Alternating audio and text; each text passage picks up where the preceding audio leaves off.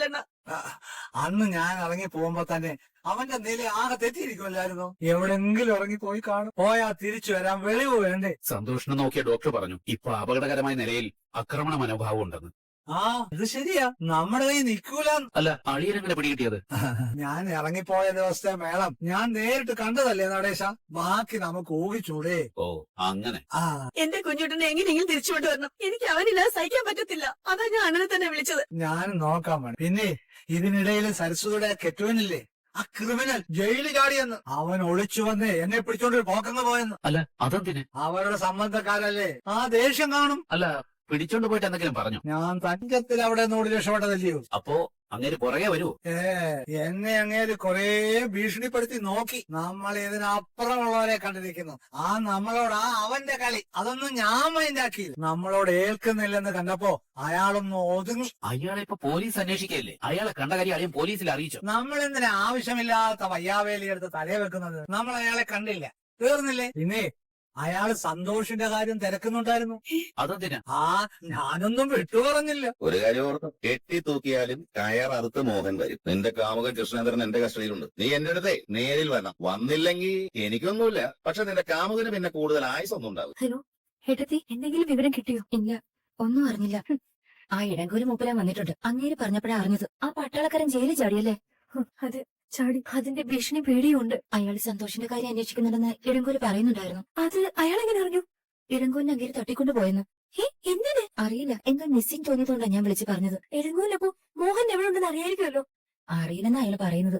വിഷ്ണുവേട്ടനോട് ഇക്കാര്യം സൂചിപ്പിക്കാം. ഇടങ്കൂരിനെ പൊക്കിയ മോഹനെ കിട്ടിയാലോ? നീ ഒന്ന് പറഞ്ഞു നോക്ക്, ചിലപ്പോ ഗുണപ്പെട്ടാലോ. ഞാൻ വിളിച്ചോളാം. ശരി ഏട്ടത്തി. അമ്മ, റാണിച്ചേട്ടത്തിയെ വിളിച്ചിരുന്നത്. ആ ഇടങ്കൂരിനെ അങ്ങേര് തട്ടിക്കൊണ്ടു പോയി. ആര്? മോഹനോ? അതെ. ശങ്കരനെ എന്തിനാ അയാളെ പിടിച്ചോണ്ട് പോകുന്നത്? ഒരു പിടിയും ഇല്ല. എന്തൊക്കെയോ പ്രശ്നങ്ങൾ നടക്കുന്നുണ്ട്. സന്തോഷേട്ടന്റെ കാര്യം അയാൾ ഇടങ്കോലിനോട് തിരക്കിയെന്ന്. എന്നാലും എന്തിനാവും അയാൾ സന്തോഷേട്ടന്റെ വിവരങ്ങൾ അന്വേഷിക്കുന്നത്? മറ്റുള്ളവർക്ക് കൺഫ്യൂഷൻ ഉണ്ടാക്കാനായിരിക്കും. ഇയാള് ആള് വിഷജീവിയാ. മോഹന്റെ കാര്യത്തില്ലെങ്കിലും വിഷത്തില് രണ്ടും ഒപ്പത്തിനൊപ്പം നിൽക്കും. ഹലോ, ഞാൻ വിളിച്ച കാര്യം നീ ആരോടെങ്കിലും പറഞ്ഞോ? ഇല്ല. പറഞ്ഞാൽ എനിക്കൊരു പുല്ലുമില്ല. ഈ വാദ്യാരുടെ ജീവനെ നിന്റെ നാവില. നീ തീരുമാനിച്ചോ അയാളുടെ ജീവൻ? പിന്നെ അതിബുദ്ധി കാണിച്ച് കാര്യങ്ങളൊക്കെ വഷളാക്കാതിരുന്ന നിനക്ക് കൊള്ളാം. നിനക്കറിയാലോ, എനിക്കിനി മേലും കീഴും ഒന്നുമില്ല. ഒരു മണ്ണാങ്കട്ടെ നോക്കാനില്ല. ഞാൻ ആരോടും പറഞ്ഞിട്ടില്ല. പറയാതിരുന്ന അങ്ങേർക്ക് കൊള്ളാം. പിന്നെ എപ്പോ എവിടെ എങ്ങനെ വരണമെന്നൊക്കെ ഞാൻ ഇനി വിളിക്കുമ്പോ പറയും കേട്ടോ. പിന്നെ ഉടായ്പ നമ്പറുകളൊക്കെ ഇറക്കി എന്നെ പോലീസിനെ കൊണ്ട് പിടിപ്പിക്കാനാണ് നിന്റെ പ്ലാനിങ്. പിന്നെ അതിന് ചെറുതല്ലാത്ത നല്ല വില നീ കൊടുക്കേണ്ടി വരും, ഉറപ്പ്. ഹലോ അമ്മ. ആരാ അമ്മയെ വിളിച്ചത്? അത് എന്റെ ഒരു പഴയ ഫ്രണ്ട്. അമ്മയുടെ ഒരുവിധം ഫ്രണ്ട്സിനൊക്കെ എനിക്കറിയാലോ. ആരാ? നിനക്കിപ്പോ അറിഞ്ഞിട്ട് എന്തിനാ കുഞ്ഞി? വെറുതെ എല്ലാത്തിനും എന്നെ ചോദ്യം ചെയ്യാൻ വരല്ലേ? മാറോട്. ഹലോ വീണ. ഹലോ ജോണേട്ടാ, അമ്മയ്ക്ക് കാര്യമായിട്ട് എന്തോ പറ്റിയിട്ടുണ്ട്. എന്താ കാര്യം? അമ്മ ഉച്ചയ്ക്ക് മാറിയിരുന്ന് ഒരേ ആലോചന. എന്നോടൊന്നും മിണ്ടുന്നില്ല. ചോദിച്ച ദേഷ്യപ്പെടുവാ. അത് ഉറപ്പായിട്ടോ ആ മോഹന്റെ കമ്മ്യൂണിക്കേഷൻ ആണ്. ആരും അമ്മ ഇടയ്ക്ക് വിളിക്കുന്നുണ്ട്. ഞാൻ കേൾക്കാതിരിക്കാൻ വേണ്ടി മാറി നിന്ന് അമ്മയുടെ സംസാരം. ചോദിച്ചപ്പോ ഇത് പഴയ ഫ്രണ്ട് ആണെന്നൊക്കെയാ പറയുന്നത്. അയാള് ടീച്ചറെ ഭീഷണിപ്പെടുത്തിയിട്ടുണ്ടാവും. എന്തായാലും ടീച്ചറുടെ എല്ലാ നീക്കവും വീണ ശ്രദ്ധിക്കണം. ഞാൻ ശ്രദ്ധിക്കുന്നുണ്ട് ജോണേട്ടാ. എന്ത് കാര്യം ഉണ്ടെങ്കിലും വീണ അപ്പൊ തന്നെ എന്നെ വിളിച്ചു പറയണം. ഞാൻ വിളിക്കാം ജോണേട്ടാ. ശരി. അമ്മ രാവിലെ തന്നെ എങ്ങോട്ടാ? അത് ഞാന് റീജോയിനിങ്ങിന്റെ കുറച്ച് പേപ്പേഴ്സ് ശരിയാക്കാൻ വേണ്ടി ഓഫീസിൽ പോവാ. അതിനെല്ലാം ക്ലിയർ ആണെന്നല്ലേ സോമൻ സാർ പറഞ്ഞു. ഞാൻ ഇന്നലെ പറഞ്ഞതാ എന്നെ ചോദ്യം ചെയ്യാൻ വരല്ലേന്ന്. ഞാൻ അറിയാനായിട്ട് ചോദിച്ചതാ. അതിന് ഇങ്ങനെ ചോദ്യം ചെയ്യാൻ എന്തിരിക്കുന്നു? അമ്മ ഓഫീസിലേക്ക് ആണെങ്കിൽ ഞാനും വരാം. അതിന്റെ ആവശ്യമില്ല, ഞാൻ പോയിട്ട് വരാം. ഞാനും കൂടി ഉണ്ടെങ്കിൽ എന്റെ വണ്ടി നമുക്ക് പൊയ്ക്കൂടെ? എനിക്ക് അതിലിരുന്ന് വെയിൽ കൊള്ളാനൊന്നും വയ്യ. അമ്മ. ഹലോ വീണ, എന്തായി? ജോണേട്ടാ, അമ്മ ഇപ്പൊ വീട്ടിൽ നിന്ന് ഓഫീസിലോട്ടൊന്നും പറഞ്ഞ് ഇറങ്ങി. വീണയാ?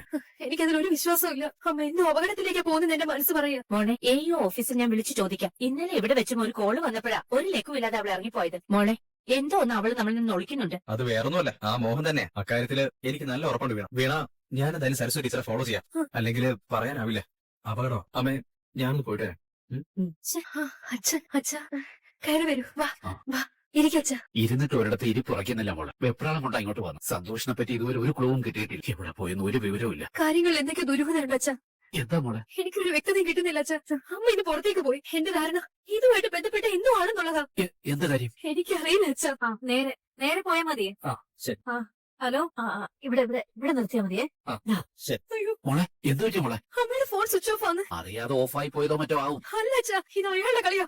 മോഹന്റെ. എന്ത് പറ്റി മോളെ? ജോണിയുടെ ഫോൺ നോട്ട് റീച്ചബിൾ പറയാ. ഇത് നിനക്കുള്ള ശിക്ഷ. അടുത്ത് വരരുത്.